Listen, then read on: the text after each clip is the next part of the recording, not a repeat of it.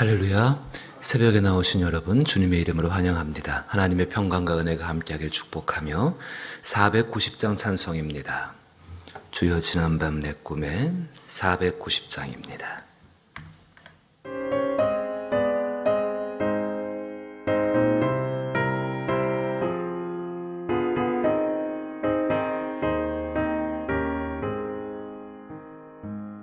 주여 지난밤 내 꿈에 배었으니 그 꿈 이루어 주옵소서.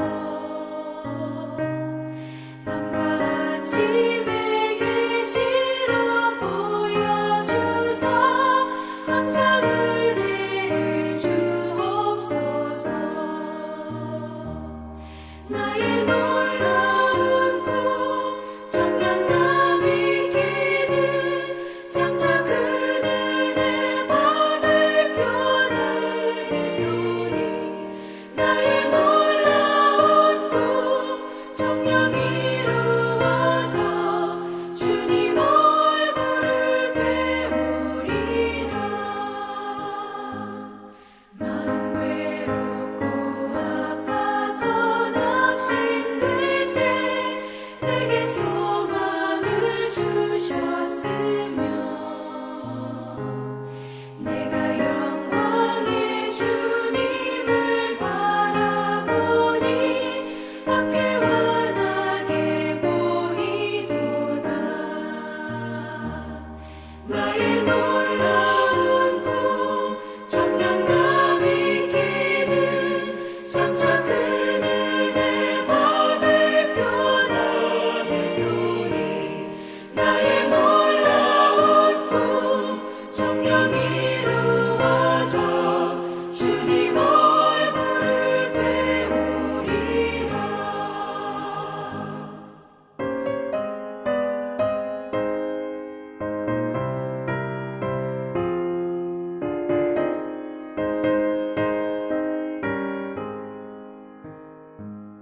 세상 풍조는 나날이 변하여도 나는 내 믿음 지키리니.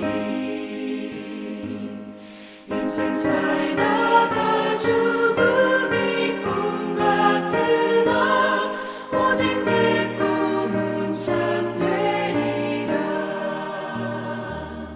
나의 놀라운 꿈 정녕 남이 끼는 장차 그 은혜 받을 표나 되오니 나의 놀라운 꿈 정녕 이루어져 주님 얼굴을 배우리라.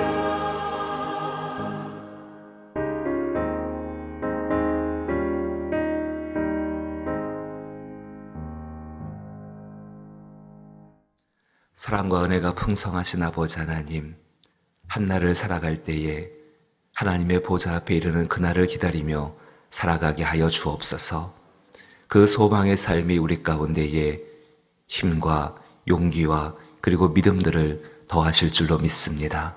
그 산 소망으로 말미암아 살아갈 때에 하나님의 성령의 도우심이 충만하기를 원하오니 우리의 기도를 들으시고 주의 성령의 충만으로 저희를 채워 주옵소서. 예수님 이름으로 기도하옵나이다. 아멘. 갈라디아서 말씀입니다. 신약성경 309면에 갈라디아서 6장 11절로부터 17절 말씀까지 같이 보지요. 갈라디아서 6장 11절부터 17절 신약성경 309면입니다.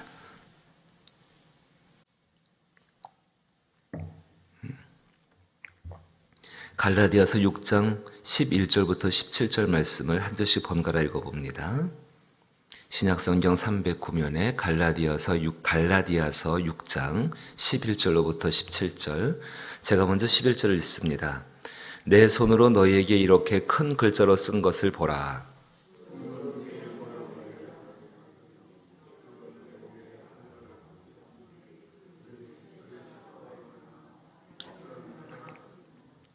할례를 받은 그들이라도 스스로 율법은 지키지 아니하고 너희에게 할례를 받게 하려 하는 것은 그들이 너희의 육체로 자랑하려 함이라.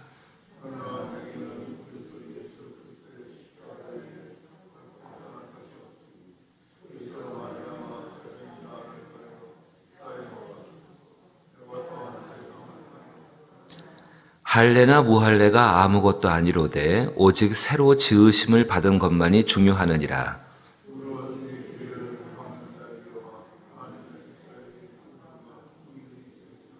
같이 읽죠. 이후로는 누구든지 나를 괴롭게 하지 말라. 내가 내 몸에 예수의 흔적을 지니고 있노라. 아멘. 오늘 갈라디아서의 결론 부분에서 이 바울이 굉장히 강조하는 것이 있습니다. 그러니까 전체적으로 갈라디아서의 결론이라고도 말씀을 드릴 수가 있는데 그 11절 보시게 되면은 내 손으로 너희에게 이렇게 큰 글자로 쓴 것을 보라. 물론 사도 바울이 눈이 굉장히 좋지를 못했습니다. 안질이 심해서 앞을 보지를 못하는 모습이었는데 그것보다도 그런 외적인 모습보다도 내면적으로 굉장히 중요하기 때문에 큰 글자로 써서 너희에게 보낸다. 강조를 하고 있는 것이지요. 그 강조가 무엇인가 하면 17절입니다. 이후로는 누구든지 나를 괴롭게 하지 말라. 내가 내 몸에 예수의 흔적을 지니고 있다고 말하면서 거기 보니까는 누구든지 나를 괴롭게 하지 말라. 사도 바울을 괴롭혔던 것이 무엇인가? 교회 안에서 사도 바울을 괴롭혔던 것이 무엇인가? 율법과 복음의 논쟁이었습니다. 율법과 복음의 논쟁. 당시의 초대교회 안에는 원래 유대인들, 율법을 지키고 할례를 받았던 사람이었다가 기독교인 된 사람들이 있었고 그렇지 않고 율법과 할례와 관계없이 이방인이었다가 전에 유대인들이 볼 때는 그랬다가 기독교인 된 사람이 있습니다. 전혀 다른 풍조를 갖고 사는 사람들이었죠. 율법과 할례라는 유대인의 풍조를 갖고 사는 사람들과 그리고 그것과는 전혀 관계없이 이방인으로서 살던 사람이 예수로 말미암아서 이제 그리스도인이 되었습니다. 두 분들의 이쪽에 율법과 할례를 가지고 사는 사람들 그리고 이방인에 살던 사람들의 삶의 방법은 완전히 다릅니다. 서로가 생각하는 근본적인 것들이 다른 사람들입니다. 이 다른 사람들이 한 교회 안에서 모여서 생활을 하게 된 것은 복음 때문입니다. 예수 그리스도와 그의 복음으로 말미암아서 하나가 된 것입니다. 그런데 그 가운데에서 항상 이 이방이었던 사람들에게는 한 가지 핸디캡이라고 할까요? 어떤 핸디캡이 있는가 보면은 그 모든 예수님을 믿는 복음 안에서의 교회의 모든 행위와 모든 절차들이 율법을 기초로 하고 있다는 것입니다. 유대인들이 나가서 회당을 세웁니다. 디아포아스라고도 부르기도 하지요. 그 회당을 세워 사는 삶에서 예배를 드린다든지 교제를 나눈다든지 그 모든 방법들이 그 모든 기초들이 그 모든 것의 기반들이 전부 율법을 바탕으로 해서 이루어지고 있다는 것입니다. 로마의 사람들이 기독교인이 되었습니다. 그러면 이 사람들의 삶의 기반은 로마 법이었습니다. 근데 교회 안에 들어오게 되면은요, 그들의 삶의 기반은 로마법이 아니라 유대인들이 갖고 있던 율법을 기반으로 해서 그 위에 복음적인 삶을 살아가야 합니다. 따라서 이 초대교회 안에 있던 항상 가장 큰 갈등과 논쟁의 문제는 율법적인 삶을 살 것인가 복음적인 삶을 살 것인가 바로 그 문제였습니다. 바울은 철저한 율법주의자였습니다. 그랬다가 이 사람이 예수를 만나게 되지요. 예수를 만나고 나서 이 사람은 이제 율법주의를 버린 것이 아닙니다.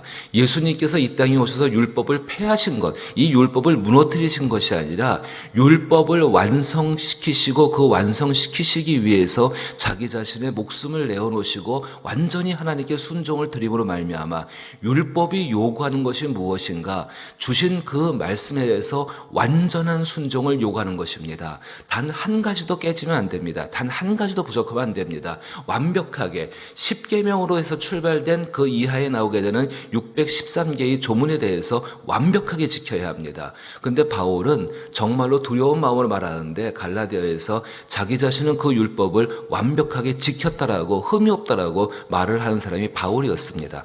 근데 그 완벽하게 지킬 수가 없는 것이 우리들의 모습입니다. 613개의 조문, 내가 한 가지의 조문을 완전하게 지킨다 할지라도 다른 것 하나가 지켜지지 못하게 되면 율법에서 떨어진 사람, 율법을 지키지 못한 사람이 되는 것입니다. 근데 이 지키지 못하는 것을 왜 하나님이 우리에게 주셨는가? 그것을 통해서 죄를 경계하기 위해서지요. 율법을 바라보므로 말미암아 그 율법을 완벽하게 지켜내는 그 삶이 아니라 그 율법을 바라보므로 말미암아 아, 저것이 죄이구나. 그 죄를 경계하고 죄를 두려워하며 죄를 용서하실 수 있는 하나님께로 돌아오게 하기 위해서 율법을 주신 것입니다. 예수님이 이 땅에 오셔서 그 율법을 당신의 완전한 순종으로 말미암아 정말 외적인 모습뿐만 아니라 내면적으로도 완전한 순종을 드림으로 말미암아 율법을 완성하시고 완전한 의가 되어 주셨습니다.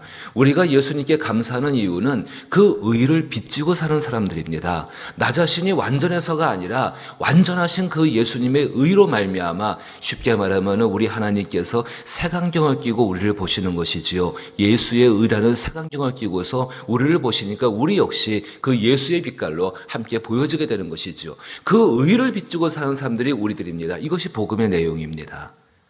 근데 당시 초대교회 가운데에는 이 복음에 대해서 생각하는 것보다도 한 가지의 어려운 점이 있었습니다. 초대교회 가운데는 박해가 있었습니다. 그 박해의 내용은 무엇인가 하면은 그리스도 예수를 부인하라는 것입니다. 이 박해 가운데 박해자들이 누구인가? 로마의 압제자들도 있겠지만은요, 사실은 유대인들이 더 심각한 박해자들이었습니다. 예수님을 십자가에 못 박아 죽이소서라고 외쳤던 사람들은 다른 사람들이 아니라 그 예루살렘 상에 살고 있던 유대인들이었습니다. 정말로 기독교인들을 박해하는 사람은 유대인들이었습니다. 그 박해를 피하는 가장 손쉬운 방법이 무엇인가? 교회 안에서, 교회에 들어와 있는 사람들 중에서 유대인이 되는 것입니다. 적어도 내면적으로 유대인이 안 된다 할지라도 표면적으로 오늘 12절 보시게 되면은 무릇 육체의 모양을 내려 하는 자들이 억지로 너희에게 할례를 받게 함은 그들이 그리스도의 십자가로 말미암아 박해를 면하려는 뿐이라. 내가 외적으로 나는 율법을 지키는 사람입니다. 나는 복음보다 율법이 훨씬 더 중요합니다라고 말을 하고 인정하게 되면 유대인들이 박해를 하질 않습니다. 손쉬운 것이지요.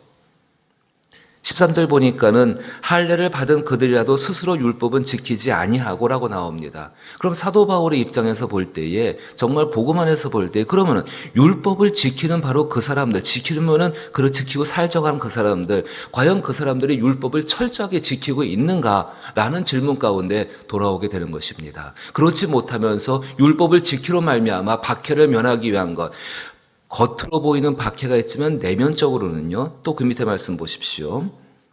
14절 보니까는 내게는 우리 주 예수 그리스도의 십자가 외에 결코 자랑할 것이 없으니 그리스도로 말미암아 세상이 나를 대하여 십자가에 못 박히고 내가 또한 세상에 대하여 그러하니라 라고 이야기합니다. 이 삶은 굉장한 고통이 있는 삶입니다. 내가 그리스도 예수 외에는 자랑할 것이 없다. 다른 것으로 명분을 내세우지 않고 십자가만을 자랑하는 것입니다. 이거 안에서는 자기 자신이 죽는 것이 들어가고 자기를 부인하는 것이 들어갑니다. 그리고 밑에 뒤에를 보십시오. 그리스도로 말미암아 세상이 나를 대하여 십자가에 못 박히고 내가 세상을 십자가에 못 박았다는 이야기죠. 나는 세상에 대해서 세상의 법을 따라가지 않겠다는 이야기입니다. 내가 또한 세상에 대하여 그러하다 이야기합니다. 세상에서 죽었다는 것입니다. 그럼 이러한 삶 가운데서는 고통이 있을 수밖에 없다는 것입니다. 굉장히 힘든 삶입니다. 박해가 주어지면 박해를 감당하겠다는 이야기죠. 사도 바울의 이야기 가운데서는. 하지만 그 박해를 감당할 가운데 율법을 버리는 것이 아니라 그 율법을 지키는 가운데에서 바로 그 새 생명을 얻어가는 일. 15절 보십시오. 할례나 무할례가 아무것도 아니로되. 그래서 교회 가운데 할례를 받은 사람들과 할례를 받지 않은 사람들 가운데 다툼과 그것이 분쟁이 일어나게 되어집니다. 하지만 바울은 가장 중요한 거, 그렇게 함으로 그 분쟁이 문제가 아니라 오직 새로 지으심을 받은 것만이 중요하다라고 이야기합니다. 이렇게 돌아올 수가 있습니다. 율법에 의해서 산다고 말을 하게 되면 유대인들의 박해를 피해갈 수가 있습니다.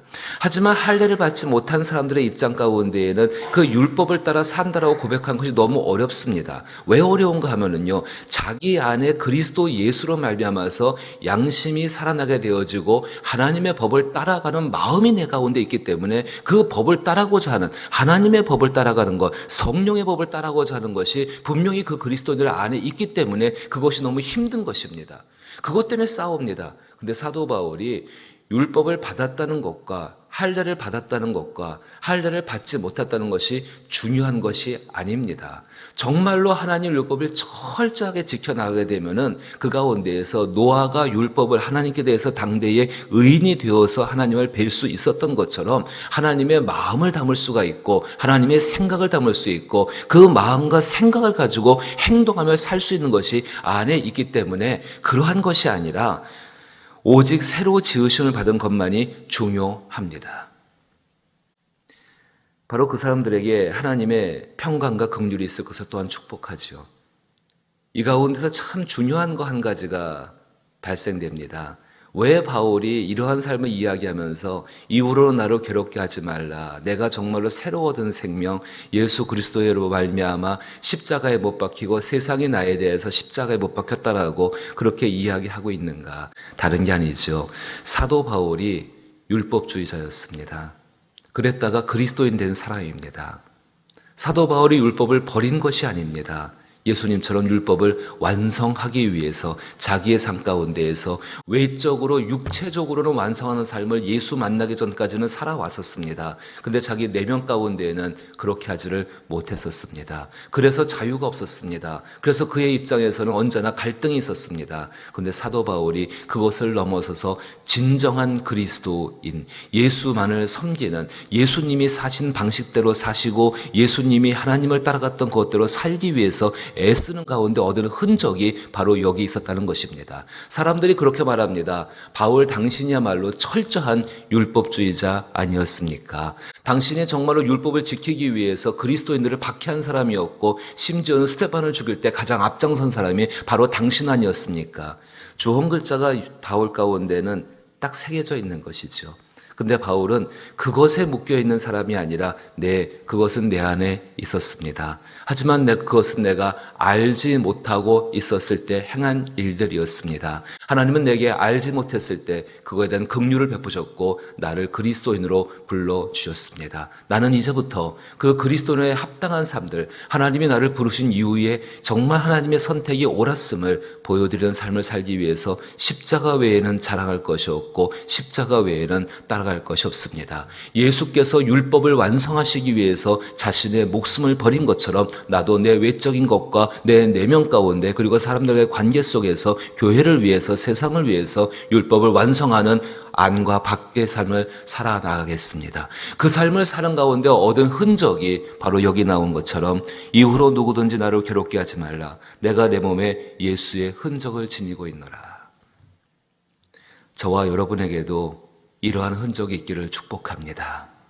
율법을 자랑하러 말미암아 손쉽게 세상을 살아가는 삶이 아니라 비록 힘들고 어렵지만은 율법을 완성하고 그 위에 하나님의 성령이 주시는 자유한 삶들을 내 안에서 살게 되어지고 다른 사람을 살 수 있도록 돕는 삶, 그 삶이 분명히 십자가를 지는 삶일 것입니다. 절대로 쉽지 않습니다. 물론 경건하게 살고자 하는 자는 박해가 있고 고난이 있다는 그 말씀처럼 결코 쉬운 삶이 아닙니다. 하지만 그 삶을 살아가기 위해서 오늘도 기도하며 또 그 삶을 함께 살아가는 사람들이 있기 때문에 서로를 위하여 서로를 돌볼 수 있는 한날의 삶이 될 수 있기를 주의 이름으로 축복합니다. 주기도문으로 예배 마칩니다. 하늘에 계신 우리 아버지여, 이름이 거룩히 여김을 받으시오며 나라 임하옵시며 뜻이 하늘에서 이룬 것 같이 땅에서도 이루어지이다. 오늘날 우리에게 일용할 양식을 주옵시고 우리가 우리에게 죄 지은 자를 사하여 준 것 같이 우리 죄를 사하여 주옵시고 우리를 시험에 들게 하지 마옵시고 다만 악에서 구하옵소서. 대개 나라와 권세와 영광이 아버지께 영원히 있사옵나이다. 아멘. 오늘 정말로 내 몸에 예수의 흔적을 가질 수 있는 또 그것을 행할 수 있는 삶이 되게 하여 주옵소서. 하나님이 주시는 생명, 그 생명을 나타내는 삶을 있게 해달라고 기도하시고 또 이 땅과 이 나라를 위해서 기도하시고 이 땅에 있는 교회들을 위해 기도하시며 또 우리가 섬기는 여러 선교지들과 그리고 수해로 인하여서 우리 전도회가 돕는 교회들이 많이 힘들어하고 있다고 알고 있습니다. 위에서 또 기도 부탁드립니다. 힘겹고 어렵고 가난한 교회들이 있습니다. 옥중에 있는 사람들을 섬기는 교회가 있고 병원 안에 있는 교회가 있고 저 산골 오지에서 정말로 힘겹게 섬기는 교회들이 있고 또 낙도에서 여러 가지 형편 가운데에 영혼 구원하기 위해서 섬기는 교회들이 있습니다. 그들을 위해서 기도할 수 있는 시간이 있기를 바라고, 또 우리 예수랑교를 위해서 기도하실 때는 4대 목표와 또 임직분 받는 분들과 우리 수험생들과 병든 분들과 도움이 필요한 분들과 또 특별히 구원받을 영혼들을 위해서 기도할 수 있게 되기를 부탁을 드립니다. 함께 기도하십시다.